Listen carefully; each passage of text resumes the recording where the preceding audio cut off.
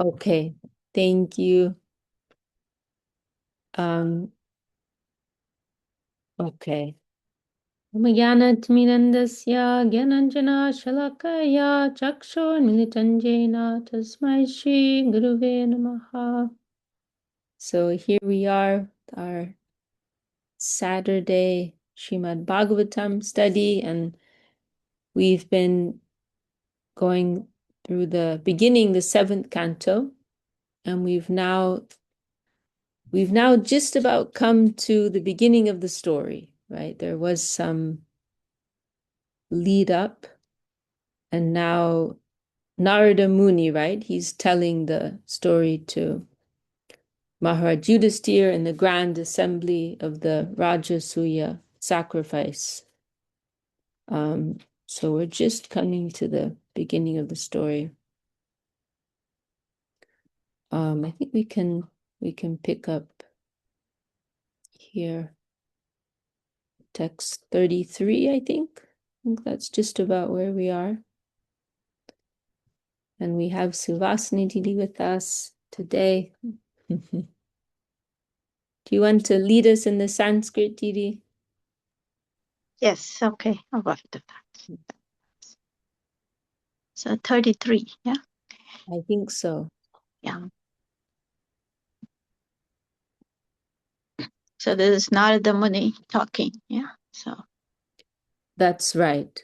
Yeah. Yes.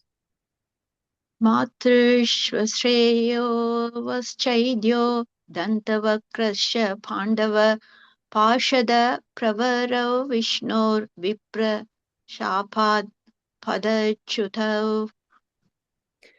Narada Muni continued, O best of the Pandavas, your 2 cousins, Shishupal and Dantavakra, the sons of your maternal aunt, were formerly associates of Lord Vishnu, but because they were cursed by Brahmins, they fell from Vaikuntha to this material world.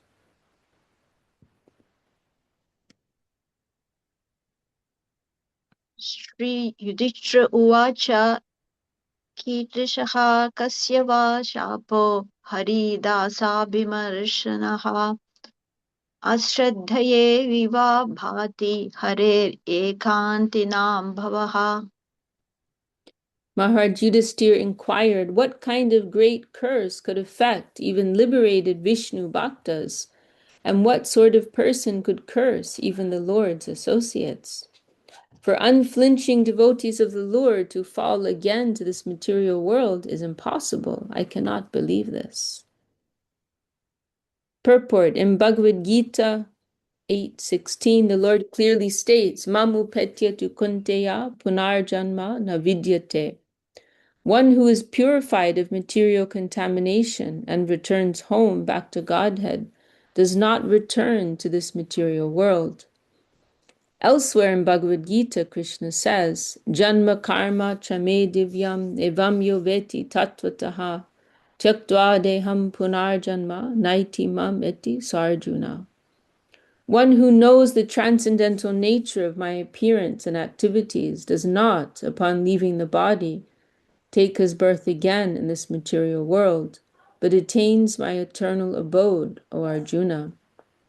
Maharaj Yudhisthira, therefore, was surprised that a pure devotee could return to this material world. This is certainly a very important question.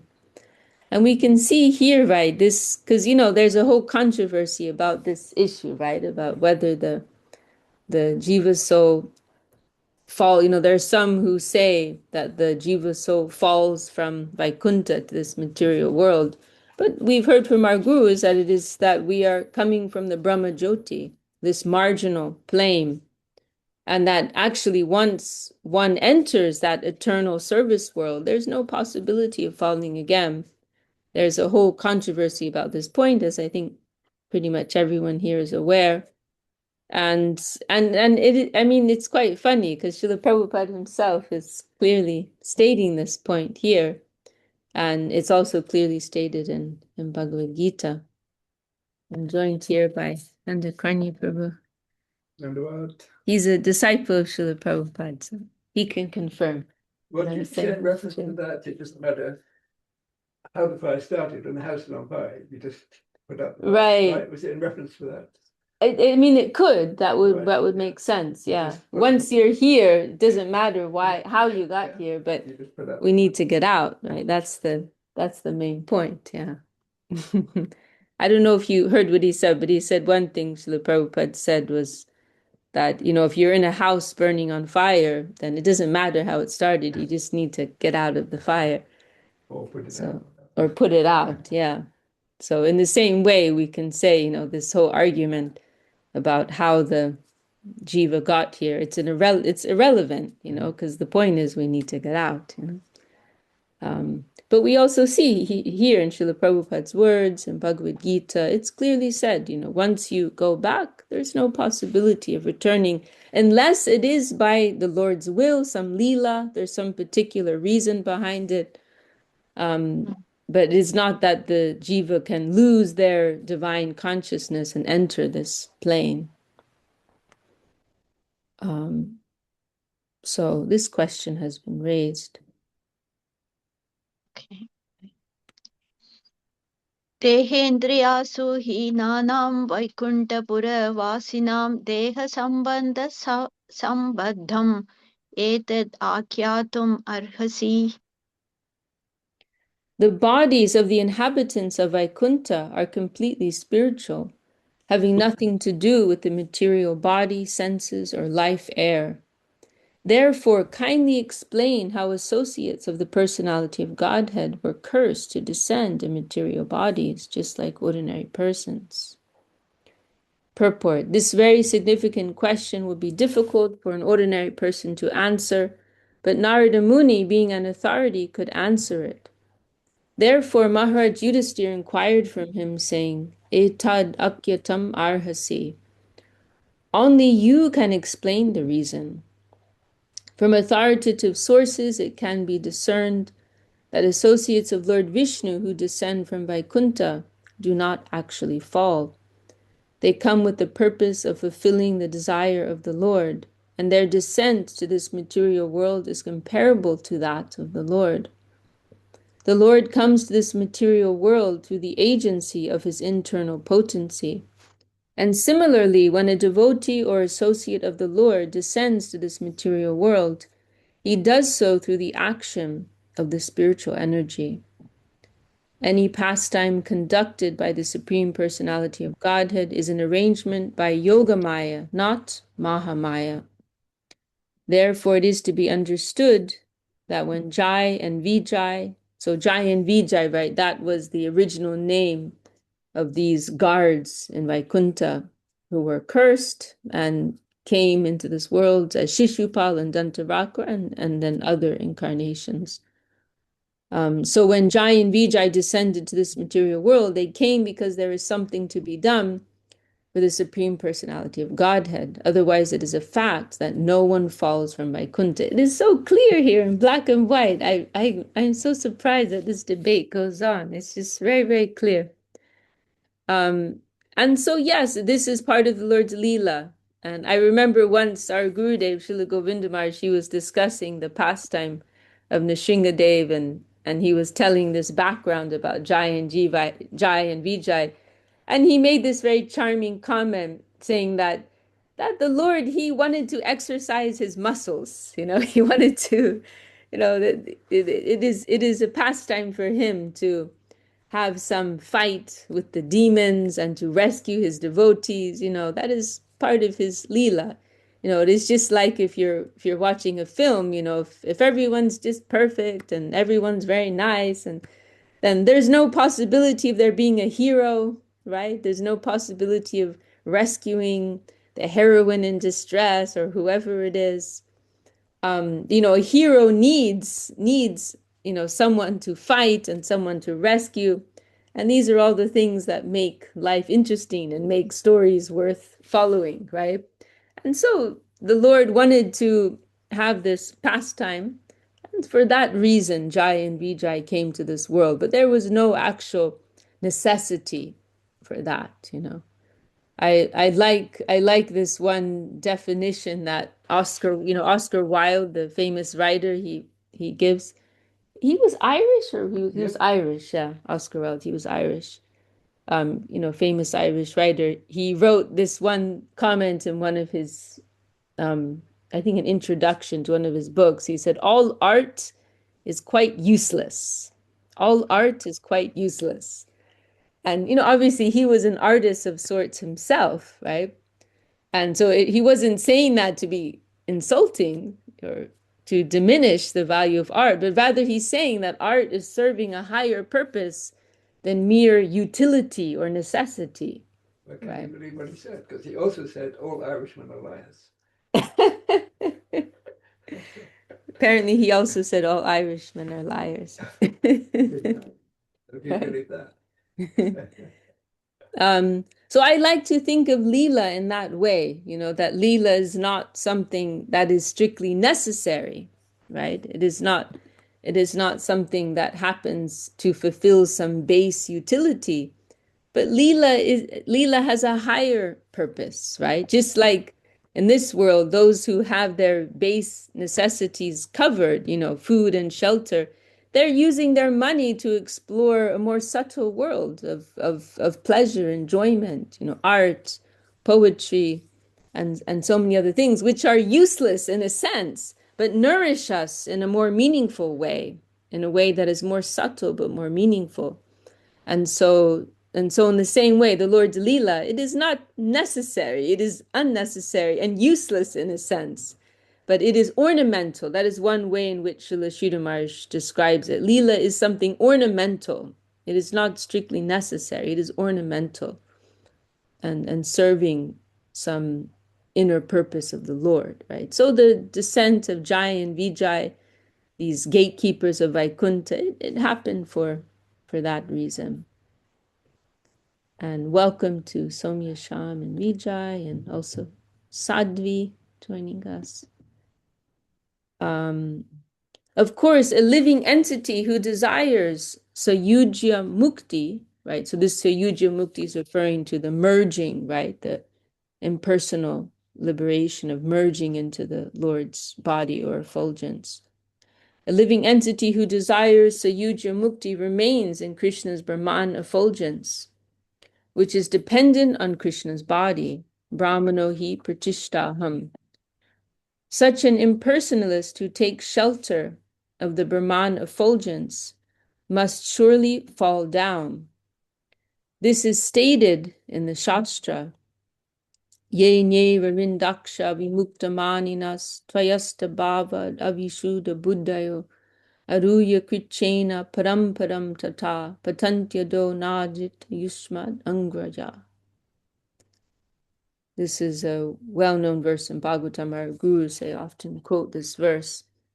O Lord, the intelligence of those who think themselves liberated. This is a key statement here. Vimukta maninas. They think they have achieved liberation. And why does it say like that? They think because it is not a permanent position. And this is an important point to understand, right? That anything outside of being situated in our natural position as loving servants of the Lord, it cannot but be temporary. It cannot but be temporary.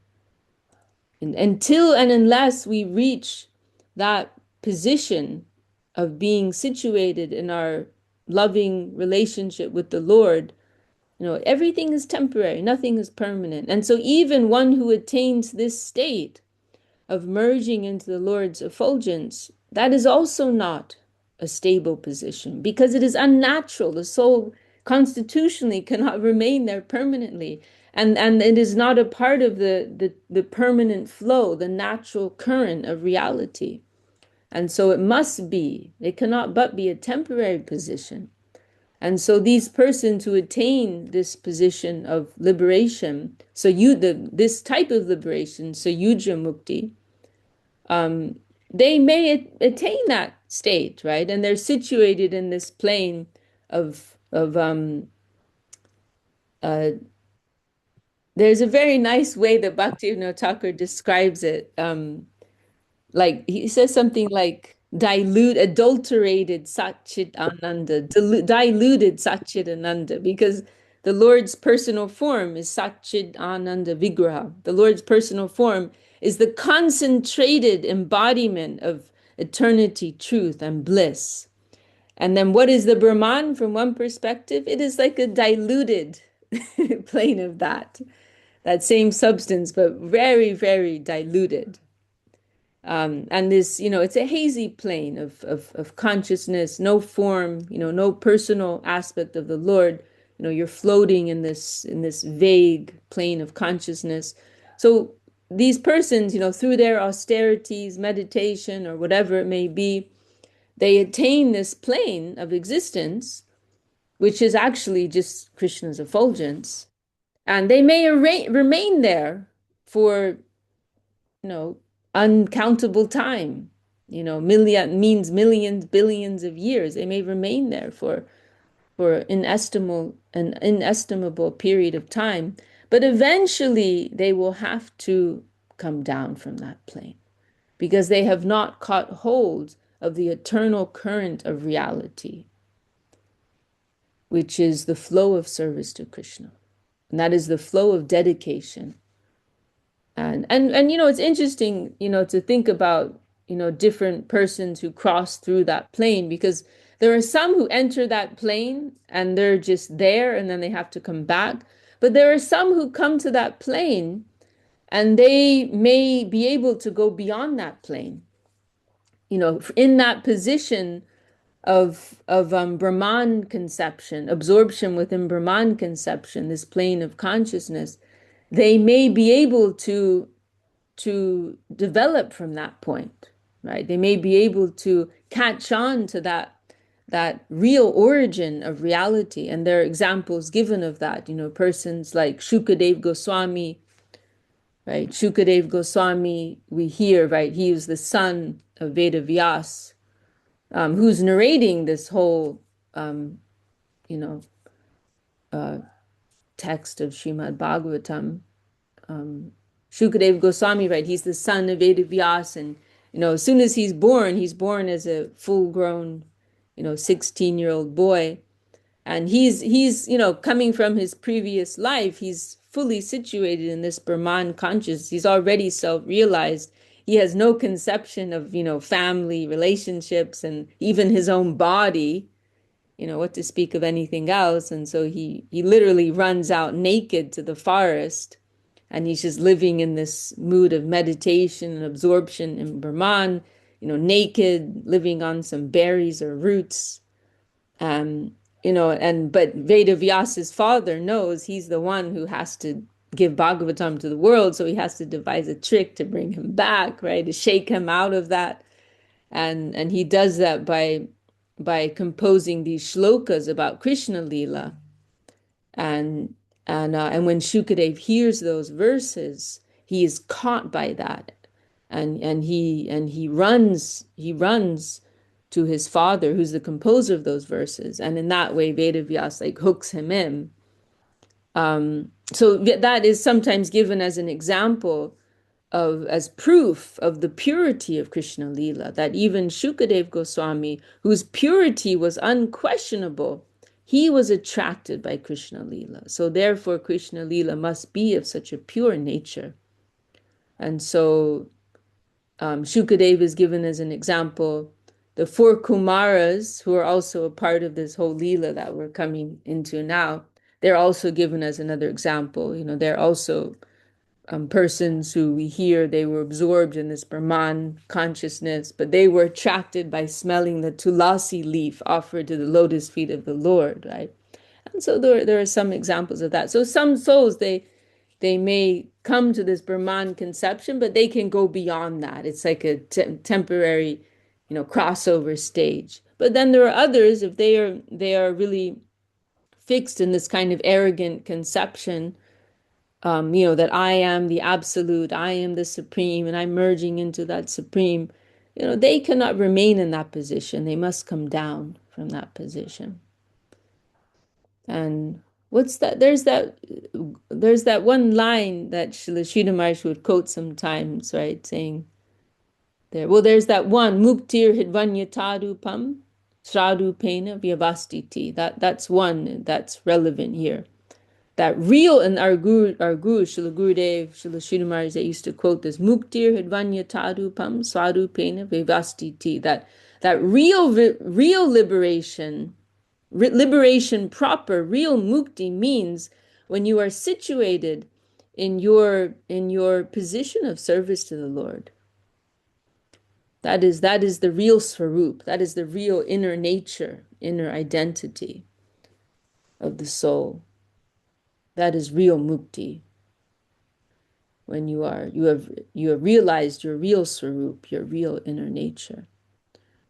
So there are some statements like this, making this point. And here also it's saying that this is not real liberation. This is what you may think is liberation. So the intelligence of those who think themselves liberated, vimukta maninas, but have no devotion, is impure. Even though they rise to the highest point of liberation by dint of severe austerities and penances, they are sure to fall down again into material existence, for they do not take shelter at your lotus feet. The impersonalists cannot reach the Vaikuntha planets to become associates of the Lord, and therefore, according to their desires, Krishna gives them Sayuja Mukti. However, since Sayuja Mukti is partial Mukti, they must fall again to this material world. When it is said that the individual soul falls from Brahmaloka, this applies to the impersonalist. And here, by Brahmaloka, is referring to the plane of Brahman. It's a little confusing because Lord Brahma, right, the creator, engineer of the material universes, his abode is also referred to sometimes as Brahmaloka. But it is this is why diacritics are so important, because that Brahma, it has a long A there. Just as a little side note.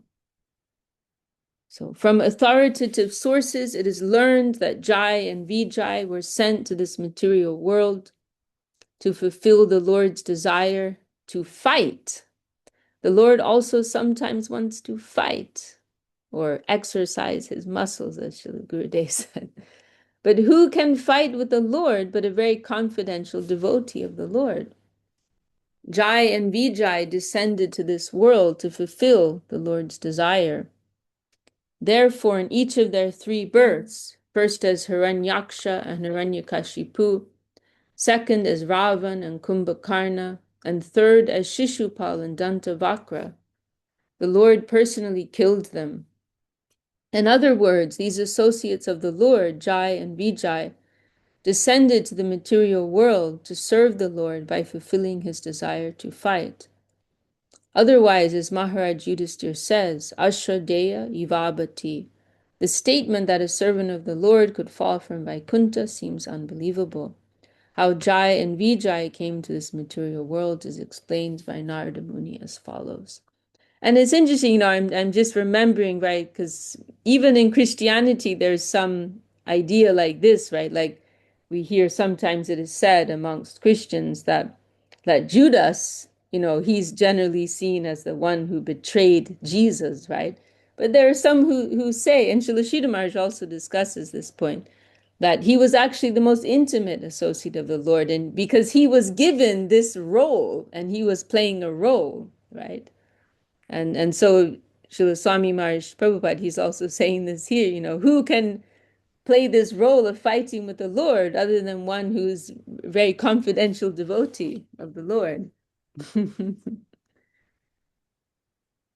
Okay, so now we'll hear how Jai and Vijay came to this material world.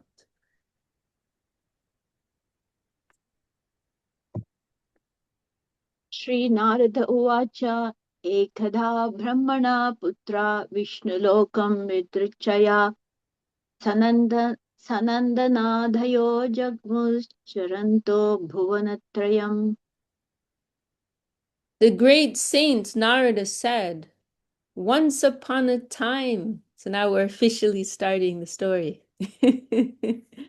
Once upon a time, when the 4 sons of Lord Brahma named Sanaka, Sanandana, Sanatana, and Sanat Kumar were wandering throughout the three worlds. They came by chance to Vishnu Loka.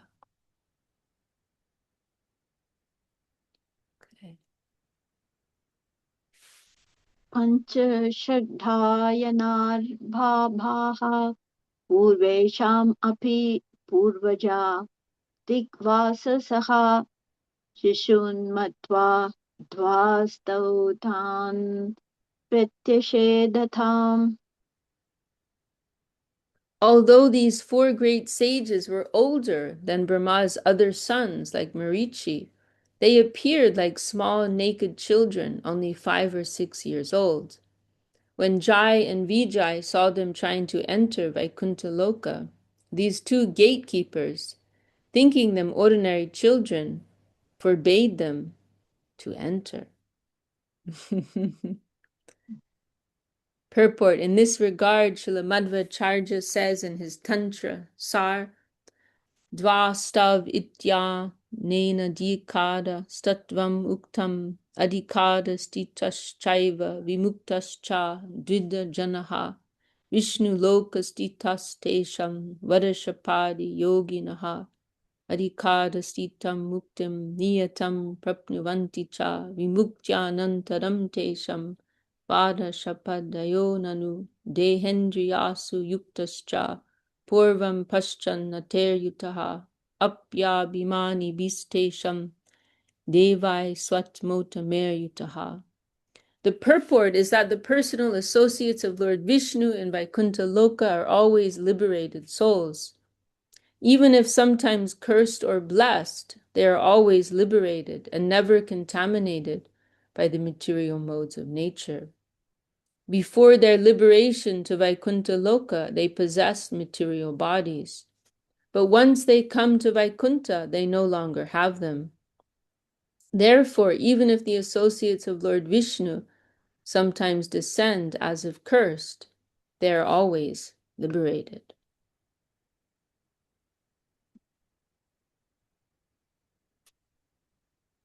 शपन् कुपिता एवं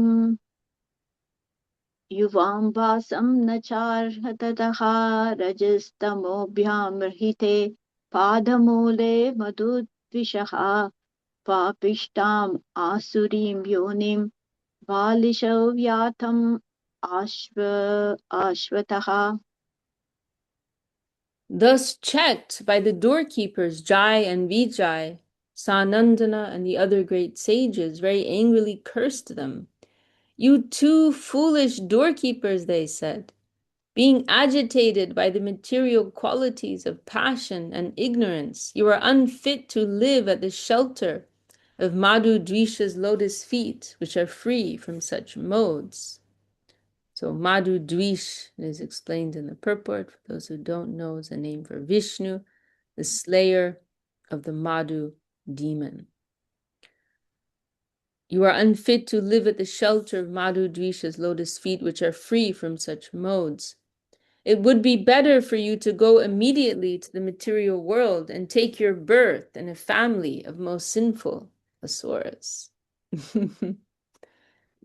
So, of course, there are many things to be, points to be discussed here. But one interesting point is something that intrigues me I feel there's this kind of theme in the Vedic literature that, you never know who anyone is. And it's also something our Gurudev used to mention, like, we don't know who's a sadhu, right? And appearances can be deceiving, right? So, be careful, be respectful, be nice to everyone, And so here, right, these doorkeepers are thinking, oh, these four little boys, four little naked boys, who are they? We're not going to let them in so easily. But who would think, right? These are actually these four great sages who are, as old as the beginning of time, or something like that. And they are great devotees of the Lord, right? So it is one thing I think to take away, right? We don't know who anyone is, we as our Gurudev used to say, we don't know who is a sadhu We cannot always tell with our material vision, so we will give respect to everyone. And of course, one could also say, how is it Jai and Vijay are, so rude and so disrespectful? They're supposed to be liberated souls. Then we can think, well, as we discussed earlier, it is part of the Lord's Leela, that they are overcome with this response. And Yoga Maya, right, is orchestrating. Yes, Nazar, you want to say something? So I have some questions or comments. Yes. But Kumars was not citizens of Vaikuntha, yes? They could not get there, actually. Well, I would say that they have entrance there. I mean, just the fact that they could come to the doorstep like that, that says something about what type of position they have, right? I mean, we hear about there are certain souls like Narada Muni, for example. Narada Muni has this type of mystical position of being able to travel everywhere, right? And so I think these four Kumars, they, as I understand, they also have some position like that. Um, and the fact that they were able to come to the gate like that, that tells you, not anyone would be able to do that. And so they obviously have some capacity to approach Vaikuntha. Um, but, you know, the I mean, yes, perhaps they are not citizens of Vaikuntha, but we can think they have a pass. They have a pass to go there or to visit there, because of their spiritual their advancement, their spiritual advancement. But perhaps there's more to be said about that. I'm just speaking out of logic. I don't know if Suvasini Didi has anything else to add, or anyone else has heard any more comments on that point. Yeah. No, I don't know anything more, Didi. Okay. I mean, that Kumars had their position relatively to Brahma. So, like, they exist inside of Dev Brahma. And Jai Vinjai, they not relative to Brahmanda. So, technically, maybe Kumars are older, older in material world, but Jai Vijay is much older because they're in transcendental world. Yes, I mean, maybe there's a point there, but I mean, we also hear about the four Kumars, as I understand, they were much more advanced than their father. Yes, they were the sons of Lord Brahma, but my understanding is that they were more advanced than him, actually, because, it is said, right, that Lord Brahma was very angry because he wanted them to get married, and they refused, because they are fully, situated in their spiritual platform, and they wanted to live their very strict lives of celibacy and lives of spiritual culture, and so they refused. And their father and Lord Brahma, I believe he cursed them for that, didn't he? So yes, they were the sons of Lord Brahma, but I think they had some higher realization than him. That is my understanding. And yeah. There's also this verse when they smelled the tulasi leaves offered to the Lord, no? Tasya Aravind. Like Right. they're attracted to the Krishna Leela. Yes. Yeah, there's a verse called Yes, that Tasyada Vinda. Nayanasya Padaravinde. Mhm. Yeah. Yeah, I mean, we could research that point. But my understanding was that they had some relationship with Lord Vishnu. and they knew that they had entrance to Vaikuntha. Because then later on, right, we'll hear as the story goes that Lord Narayan, he corrected the gatekeepers, if I'm not mistaken, and he was happy to give entrance to the four Kumaras to Vaikuntha. So I believe their jurisdiction, was beyond the zone of their father and the material world. Perhaps their father could not have entrance there. But they themselves, they were more evolved. So but yeah, I think as we continue with the story it will be more clear. But as I recall, isn't that right, Suvasaniti? Lord Narayan, he welcomes them into Vaikuntha, right? Yes, yeah. So they are qualified to have entrance. But it is a part of the Leela, right? That these gatekeepers misunderstand their position. But Finally, it was the Lord's plan, right? It was right, ultimately it is simply that. It is the Lord's plan, yeah. I'm just trying to understand who was in bigger illusion, gatekeepers or Kumars. Sorry, you're trying to understand what, Prabhu? Who was in bigger illusion? Who was in illusion? What? In illusion. Who was an illusion? Yes. Because gatekeepers looks like they do their work correctly. Yeah, exactly. Yeah. I would say they're actually all under the influence of Yoga Maya because, because also the four Kumaras, they didn't need to become angry like this, right? They could have been very humble and Vaishnava about it, but I would say all of them, as Prabhu said, they're all under the influence of Yoga Maya. Are you familiar, Prabhu, with these two concepts, Maha Maya and Yoga Maya? Yeah. Yes. So Yoga Maya is the Lord's internal deluding potency that's bewildering people, right?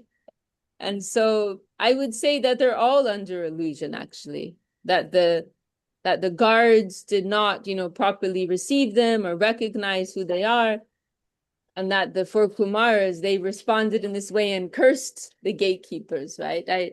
I would say logically, none of it really makes sense, but they're all bewildered, actually. It is the Lord's play. He's pulling the strings on everyone. Yeah, that would be my conclusion. It's very fun. Yeah, now the fun's beginning. Yeah, and Gurudev, when I heard Gurudev tell this story, he would really relish it. He would tell this story with great relish. He enjoyed that very much. Does that? There's a recent talk, Gurudev, talking on Narsingha Chaturdashi, posted on this Govinda Maharaj video series. He's telling about this. Yes, very nice. He explaining this very nice. Yes. You've seen that too, Nazar. Yeah. Yes. Okay, nice. Yeah, Gurudev was always happy to tell this pastime.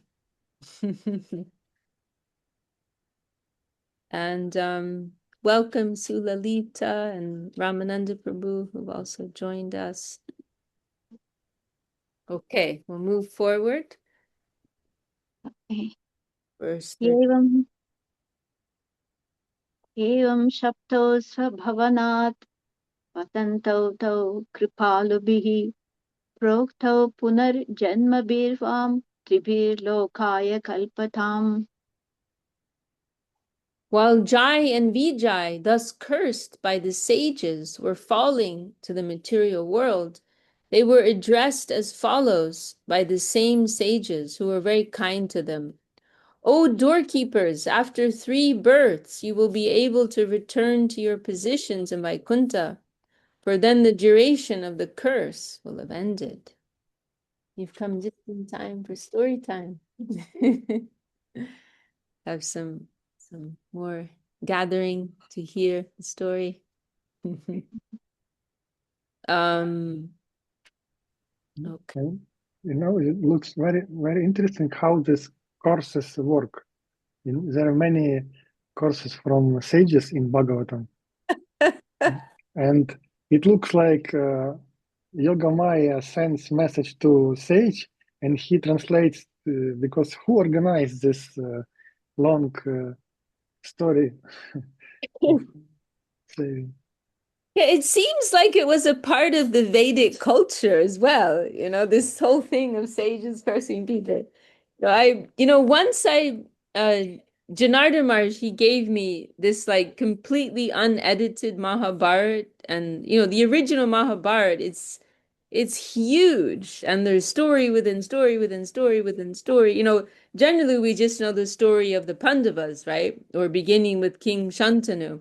But if you look at the original Mahabharat, it's huge, and there's so many stories before that main story. But when I tried to read it once, I got to a certain point. But that was the thing that stood out to me the most. Like how many sages were cursing how many people.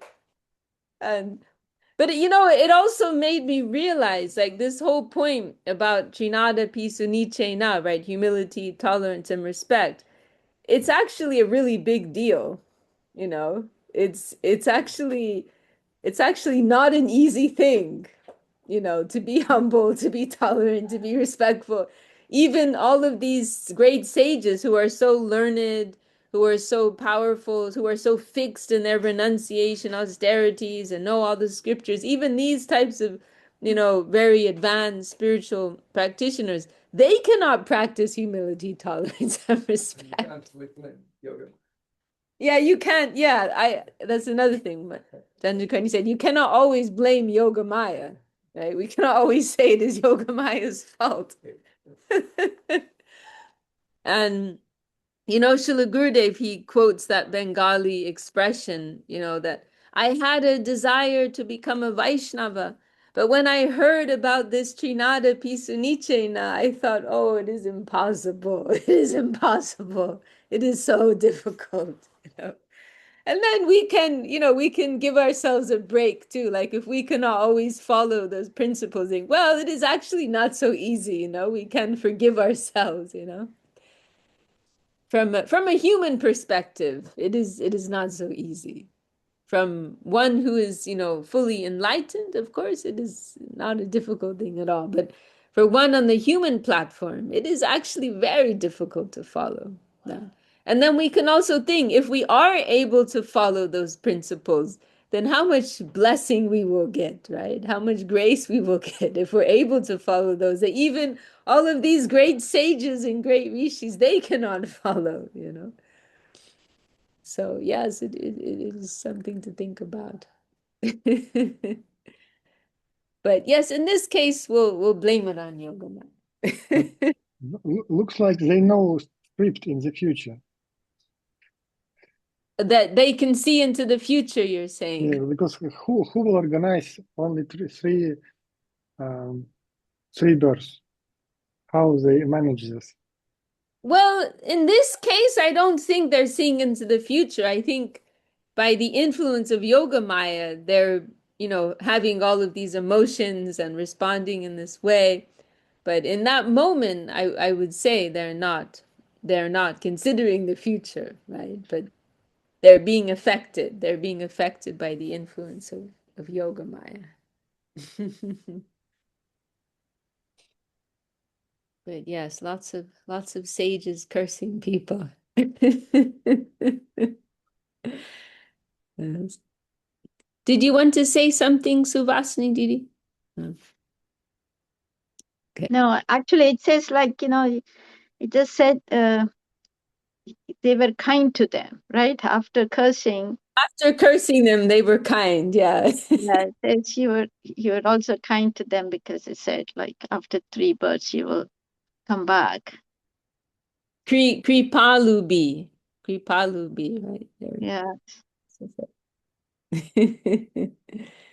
Yes. But another thing that I'm just considering too in relation to this, how, okay, like now we're not living in this culture of, sages cursing people, but we can also think that we want to invite the blessings of the Vaishnavas, right? And when we are moving amongst the Vaishnavas, we want to do so in a careful way we don't want to invite their curse upon us. We want to invite their blessings upon us. We want to invite their mercy upon us because they have power, right? And we only want grace and mercy from the Vaishnavas. So we want to try and move in such a way so as to invite that upon our heads. Okay, so the sages are now being merciful. Go on to verse 40. जज्ञाथेऽथो दिथे पुत्रौ दैत्यदानववन्दितौ हिरण्यकशिपुर्ज्येष्ठो हिरण्याक्षो नुजस्ततः. These two associates of the Lord, Jai and Vijay, later descended to the material world, taking birth as the two sons of Diti, Hiranyakashipu being the elder and Hiranyaksha the younger. They were very much respected by the Daityas and Danavas, demoniac species. So these are Daityas, Danavas, Asuras, these are all different types of races, right, in the lower nether regions. And so Hiranyakashipu, he's the father of Prahlad, right? And then Hiranyaksha is his younger brother. And so they are the sons of Diti. अथो हिरण्यकशिपुर्हरिणा सिंहरूपिणा हिरण्याक्षो धरोधारे बिभ्रथा शौकरं वपुः. Appearing as Nrsimhadev, the Supreme Personality of Godhead, Sri Hari, killed Hiranyakashipu when the Lord delivered the planet Earth, which had fallen in the Garbhodaka ocean. Hiranyaksha tried to hinder him, and then the Lord, as Varaha, killed Hiranyaksha. Okay, so here we're getting like a condensed version of everything that happened, and then I think it's going to be elaborated upon. So, right, so first the Lord killed Hiranyaksha, who was causing so much disturbance. And that was when the Varaha, the boar, right, the boar avatar with his tusks, lifted up the earth planet, rescued the earth planet. It's quite extraordinary, that how the Lord appears in so many different species of life, it is quite extraordinary.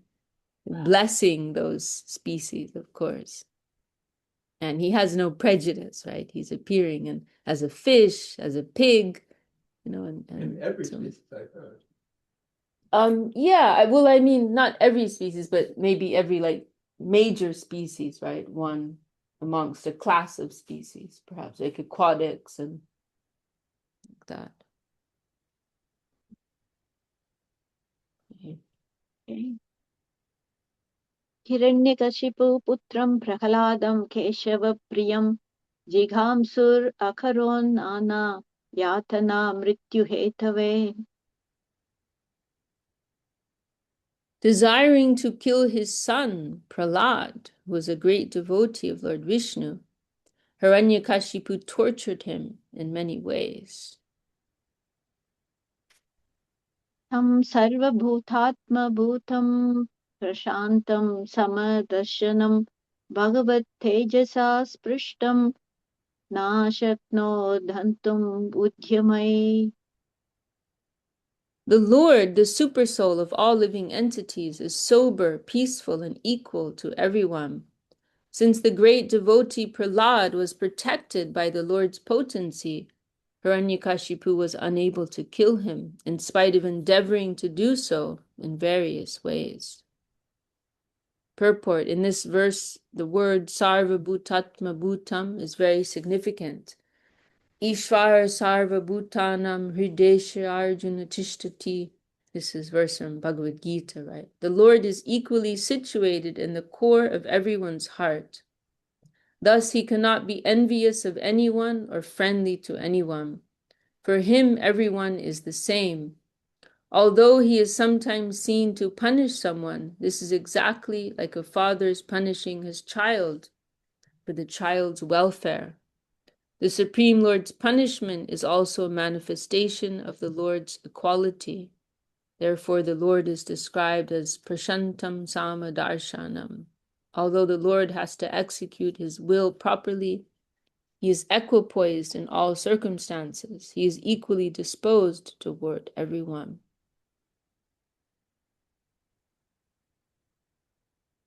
ततस्थौ राक्षसौ जातौ केशिन्यां विश्रवः सुतौ रावणः कुम्भकर्णश्च सर्वलोकोपतात्मनौ.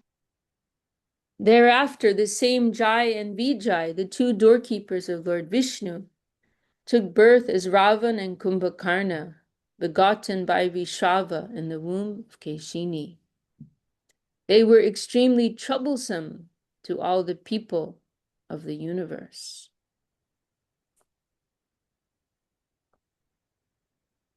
तत्रापि राघवो भूत्वा न्यहनचापमुक्तये रामवीर्यं श्रोष्यसि त्वं मार्कण्डेयमुखात् प्रभो. Narada Muni continued, "My dear king, just to relieve Jai and Vijay of the Brahmana's curse, Lord Ramachandra appeared in order to kill Ravan and Kumbhakarna. It will be better for you to hear narrations about Lord Ramachandra's activities from Markandeya."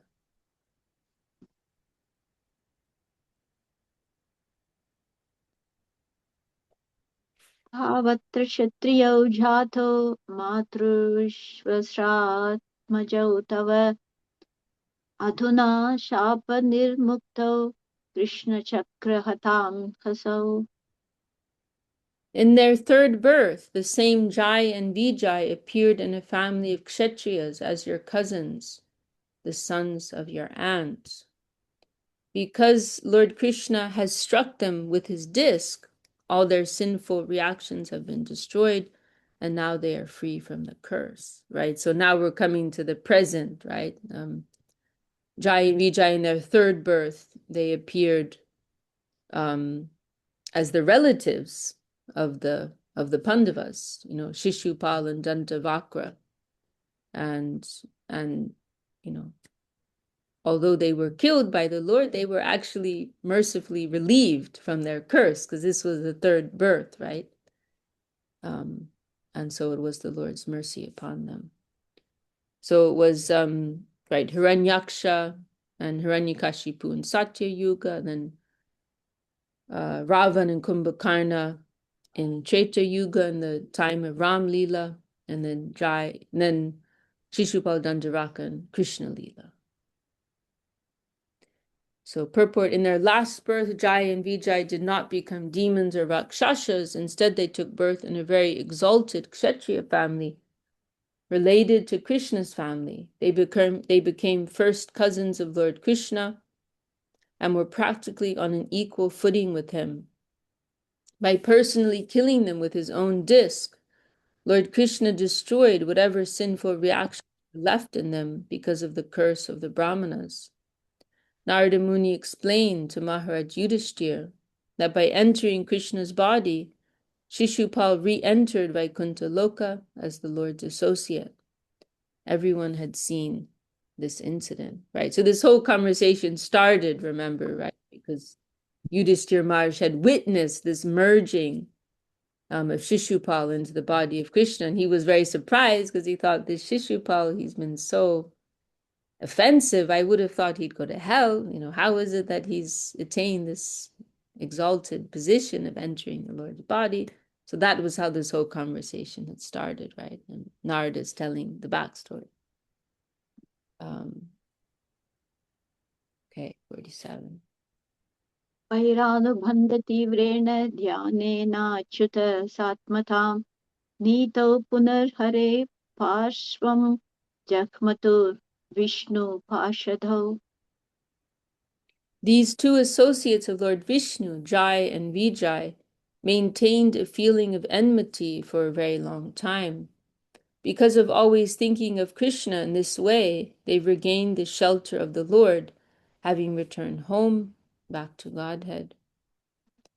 Purport: whatever their position, certainly Jai and Vijay always thought of Krishna.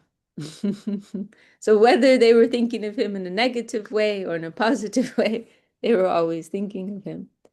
Therefore, at the end of the Moshala Leela, these two associates of the Lord returned to Krishna. There is no difference between Krishna's body and Narayan's body. Therefore, although they visibly entered the body of Krishna, they actually re-entered Vaikuntha Loka as the doorkeepers of Lord Vishnu. Through Lord Krishna's body, they returned to Vaikuntha, although they seem to have attained Sayuja Mukti in Krishna's body. Should we? Yeah, maybe that's a good place to stop, huh? And This is the last verse. Yeah, the next one. is it the last in the chapter? Oh, okay. Then we may as well. Yeah. Chapter. Okay. Thank you, Dee.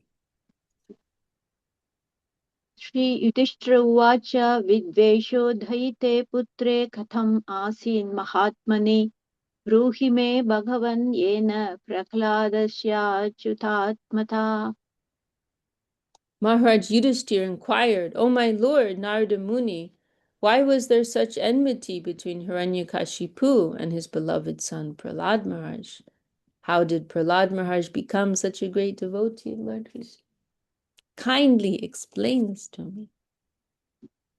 Purport: all the devotees of Lord Krishna are called Achutatma because they follow in the footsteps of Prahlad Maharaj. Achyuta refers to the infallible Lord Vishnu, whose heart is always infallible. Because the devotees are attached to the infallible, they are called Achyutatma. Thus ends the Bhaktivedanta purport of the 7th canto, 1st chapter of Srimad Bhagavatam, entitled "The Supreme Lord is Equal to Everyone." So Narada Muni, he gave this very brief summary, right, of the story of Jai and Vijay. And now Yudhishthir Maharaj is inquiring. He wants to know more about the story. And we will hear that in the next 9 chapters. So it ends with a cliffhanger here. So we can continue next week. Were you about to say something, Didi? No, that's fine. Thank you. Right. Well, it's so nice, right, to hear about the pastimes of the Lord. And Gurudev has mentioned, we are given so much, there's so much emphasis given on a life of service, right? And our Gurudev especially, we feel perhaps more in our community, right? There's a lot of emphasis put on active service life. And we know that service is our link to real advancement. Sevan Mukhe Jiva Dao, right? Swayameva Sportya Dao. Through the mood of service and dedication, the Lord will be attracted to reveal himself to us. And so there's a lot of emphasis on a life of service. But our Gurudev has also pointed out that in order to increase our desire, right, to have a relationship with the Lord and to increase our attachment to the Lord and the devotees of the Lord, it's also necessary to hear the pastimes of the Lord, right, to hear the Leela of the Lord and his devotees. And so, how merciful are our guardians, right, that all of these wonderful scriptures have come just for that, to attract our attention, to capture our attention to the wonder of the Lord's Leela. And we're also learning so many lessons along the way, right? So I'm so happy that we're able to go through this with Suvasini, Didi, and all of yourselves. It's a wonderful thing, and I'm getting excited. Any last comments from anyone before we close? Should we end there? Thank you, Vishaka. Thank you. Very nice. Thank Happy you. to go through that with you. Yeah, really Thank happy you, Shaka Didi. Yeah, it was nice. Thank you, Dano. joining, Prabhu. Jai Shri Bhakti Sundar Govinda Dev Goswami Maharaj ki Jai, Shri Bhakti Raksha Chidhar Dev Goswami Maharaj ki Jai, Shri A.C. Bhaktivedanta Swami Maharaj Prabhupada ki Jai, Srimad Bhagavatam ki Jai, Prahlad Maharaj ki Jai, all these devotees ki Jai, Jai. Vasni Didi ki Jai, Jai Dhamma Guru ki Jai, Shri Harinam Sankirtan ki Jai, Nitai Gaur Premanande, Hari Bol. Okay. Vishaka Devi ki Jai. See you all next time. Wishing you an inspired week ahead. Dandavats to your father. Yeah. Dandavats. Dandavats. Happy to see you. Sorry. And Isha's also here. Dandavats. Dandavats. Okay. Libo. Haribol. Mm.